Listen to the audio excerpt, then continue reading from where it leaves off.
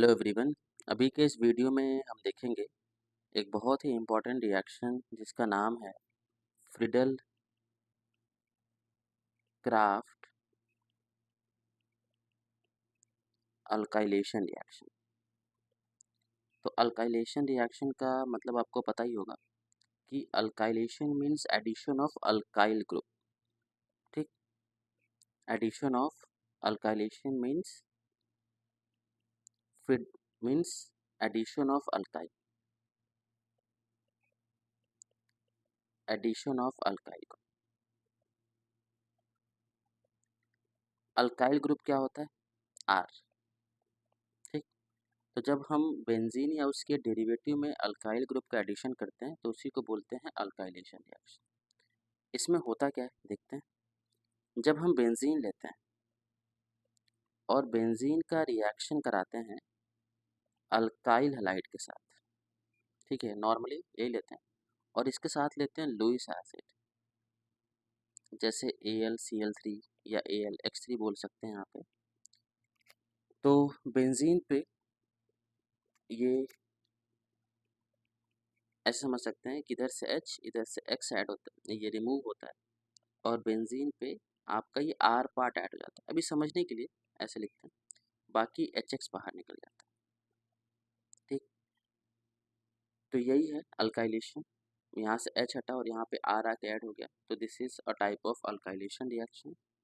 और ये जो रिएक्शन होता है ये बहुत ही इंपॉर्टेंट मैकेनिज्म फॉलो करता है जिसको बोलते हैं SEAR मैकेनिज्म, या इसी को बोलते हैं इलेक्ट्रोफिलिक एरोमेटिक सब्स्टिट्यूशन रिएक्शन।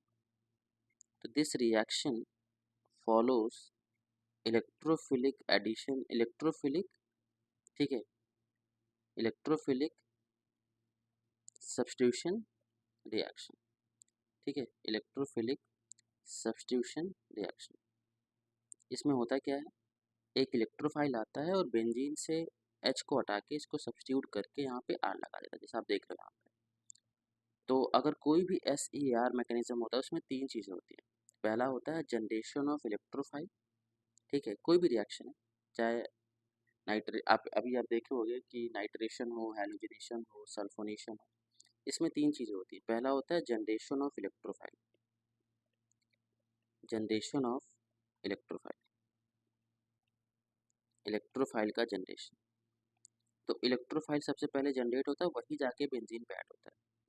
तो होता क्या है, सबसे पहले जो आपने RX लिया है और लुईस एसिड लिया है AlX3, ठीक है, तो आपको पता है लुईस एसिड एक इलेक्ट्रॉन डेफिशिएंट स्पीशीज है और ये X एक इलेक्ट्रॉन रिच है। तो सबसे पहले ये आके ऐड होगा और बन जाएगा R+ और AlX4-, और यही R+ आपका इलेक्ट्रोफाइल है जो एक carbocation, this R+ is a carbocation. यही कार्बोकेटायन आके बेंजीन पे ऐड होता है। तो बेंजीन है, इस बेंजीन पे ये कार्बोकेटायन का एडिशन होगा R+। तो सबसे पहला काम क्या हो गया, जनरेशन ऑफ इलेक्ट्रोफाइल। दूसरा ऐसे बोल सकते हैं, दूसरा पार्ट होता है attack of benzene on electrophile, attack of benzene on electrophile. Electrophile को नॉर्मली हम E+ से दिखाते हैं।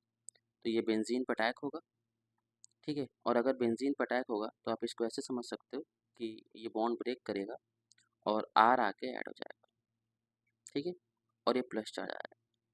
तो अगला step attack of benzene on electrophile and this formation of arenium ion, इसको बोलते हैं अरीनियम कॉम्प्लेक्स, या इसको हम सिग्मा कॉम्प्लेक्स भी बोलते हैं। अरीनियम कॉम्प्लेक्स, इसको बोलते हैं सिग्मा कॉम्प्लेक्स, ठीक है, या इसको ये भी नाम से जानते हैं विलेंट कॉम्प्लेक्स भी बोलते हैं।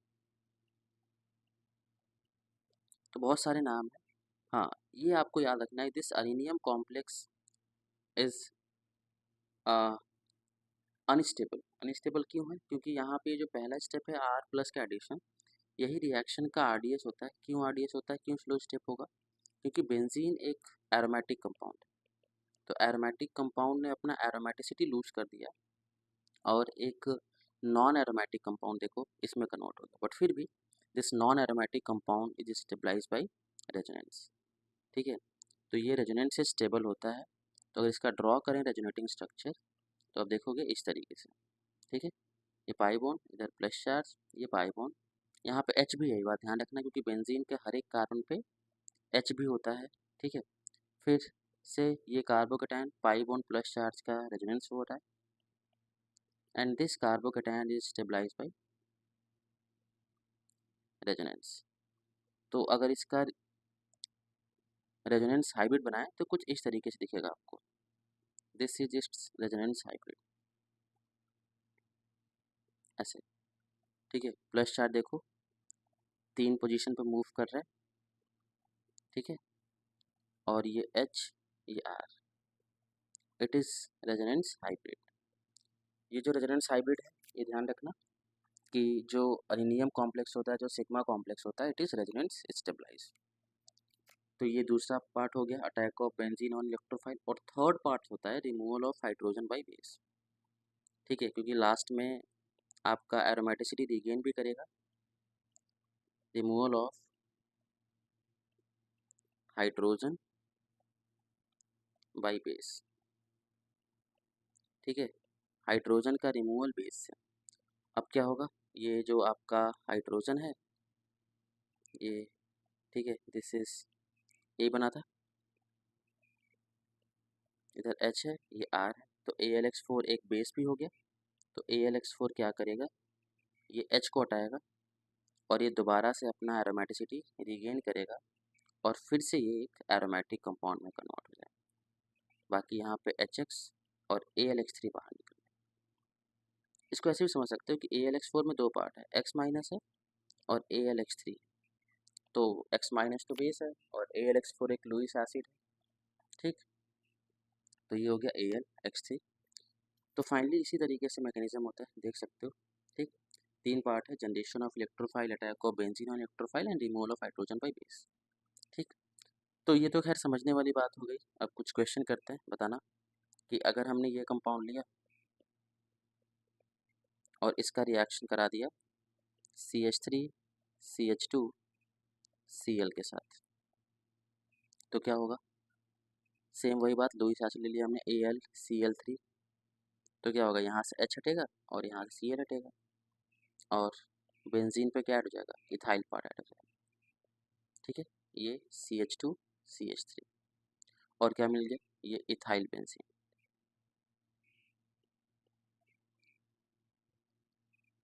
ओके। इस रिएक्शन का एक ड्रॉबैक है, अच्छा यहाँ पे अगर मैं बोलूँ कि कौन सा इंटरमीडिएट बना होगा तो आपको पता है कि Cl हटा होगा और एक कार्बोकेटायन बना होगा। तो इस रिएक्शन का एक ड्रॉबैक ये भी है कि इस रिएक्शन में कार्बोकेटायन बनता है।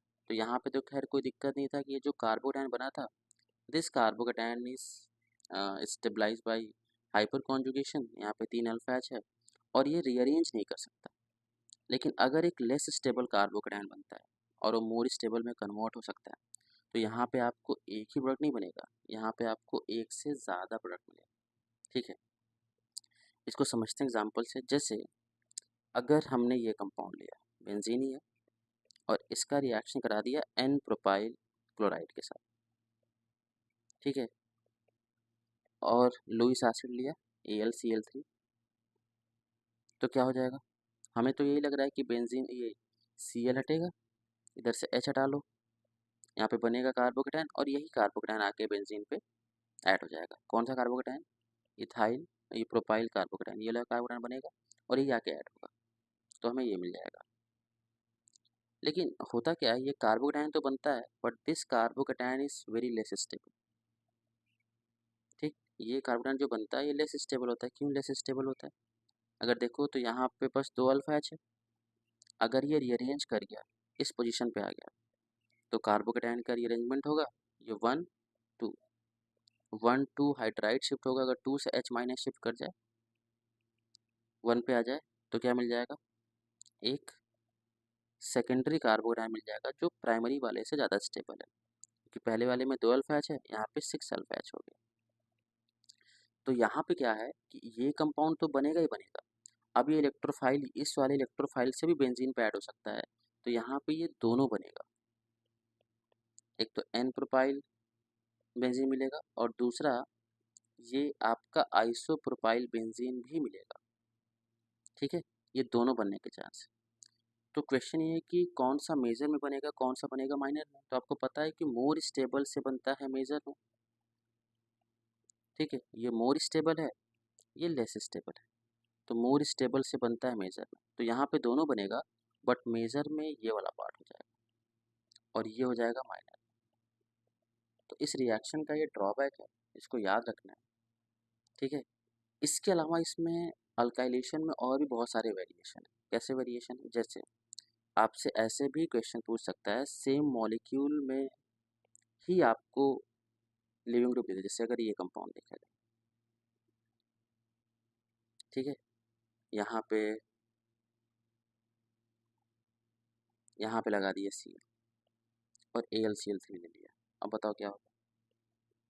तो यहाँ पे देखो, ये AlCl3 इलेक्ट्रोफाइल है, Cl को हटा देगा, तो सेम मॉलिक्यूल में ही क्या मिल जाएगा, ये Cl हटेगा तो यहाँ पे क्या मिल जाएगा, कार्बोकेटाइन।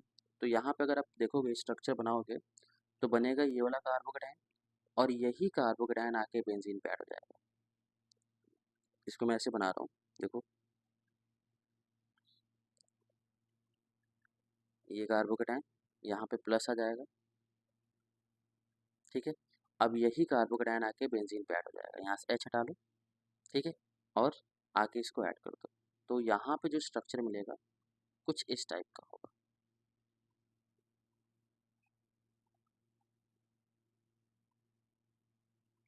ठीक है, तो क्योंकि सेम मॉलिक्यूल में इलेक्ट्रोफाइल भी है और सेम मॉलिक्यूल में आपका न्यूक्लियोफाइल भी है, तो इंट्रामोलिकुलर रिएक्शन होगा, और intramolecular reactions are more favourable. ठीक है, ड्यू टू एंट्रोपी फैक्टर। एक दो वेरिएशन और देख लेते हैं इसमें, जैसे ये जो रिएक्शन है अल्काइलेशन रिएक्शन, इसमें अगर कोई कंपाउंड ऐसा है कि इलेक्ट्रोफाइल ऐसा नहीं है कि यहीं से मिल जाए, जैसे आपको ऐसे भी पूछ सकता है कि मान लो मैंने ये बेंजीन लिया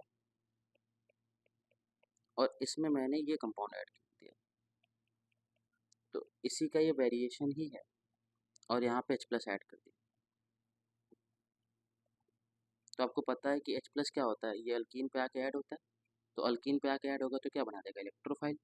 तो जिस पे ऐड होगा बगल में आ जाएगा प्लस चार्ज, तो यहाँ पे इलेक्ट्रोफाइल ही मिल जाएगा, क्योंकि H ऐड होगा कॉर्नर पे और एक मोर स्टेबल कार्बोडाइन बनेगा, तो ये बनेगा कार्बोडाइन और ये आके बेंजीन पे ऐड होगा।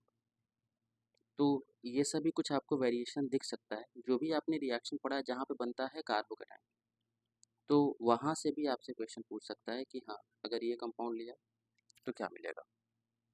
ठीक है, एक दो क्वेश्चन और करते हैं, जैसे कि अगर हमने बेंजीन लिया, बेंजीन में इसका रिएक्शन करा दिया, एक क्वेश्चन पूछा था जी एडवांस में कि अगर ये कंपाउंड है एनहाइड्रस AlCl3 लिया आपने, तो एक कंपाउंड मिला ए, और ए का रिएक्शन करा दिया अगर आपने पहला O2 के साथ और दूसरा H+ वाटर, तो क्या मिलेगा। मतलब यहाँ पे अल्काइलेशन रिएक्शन से ही रिएक्शन आगे प्रोसीड कर रहा है। तो सिंपल है, यहाँ पे ये कंपाउंड मिलेगा ए, यहाँ Cl हटेगा और यहाँ से H, क्योंकि मोर स्टेबल कार्बोडाइन ऑलरेडी बन जाएगा, तो ए विल बी दिस वन। ठीक है, इस कंपाउंड का नाम है क्यूमिन, ये क्यूमिन है। और क्यूमिन जो है ये करता क्या है, अगर O2 से रिएक्शन कराते हैं तो आपको पता होगा कि this is a method of preparation of phenol. क्या होता है, अगर O2 से रिएक्शन कराएंगे क्यूमिन का, तो O2 इस कार्बन और H के बीच में आके ऐड हो जाता है, और अगर कार्बन और H के बीच में आके ऐड हो गया तो ये मिल जाएगा। सबसे पहले ये मिलता है, जिसको बोलते हैं क्यूमिन हाइड्रोजन पेरोक्साइड, और जब इसका हाइड्रोलिसिस करते हैं तो ऐसे याद रखना है कि ये वाला पार्ट कन्वर्ट जाता है फिनॉल में, और दूसरा पार्ट क्या मिल जाएगा, एसीटोन। बाकी मैकेनिज्म इसका अलग तरीके से फॉलो होता है, तो एक एसीटोन मिलता है और एक क्या मिलता है, फिनॉल मिलता है। तो मेन यहाँ पे हम बोलेंगे कि phenol is the major product. ठीक है, क्योंकि बी ही पूछा है, एक ही पूछा है, तो ये फिनॉल बनेगा। ओके, आई होप ये सबको समझ में आया होगा। तो यही था fielder craft alkylation reaction. Next video में हम असाइलेशन रिएक्शन के बारे में देखेंगे। Thank you so much.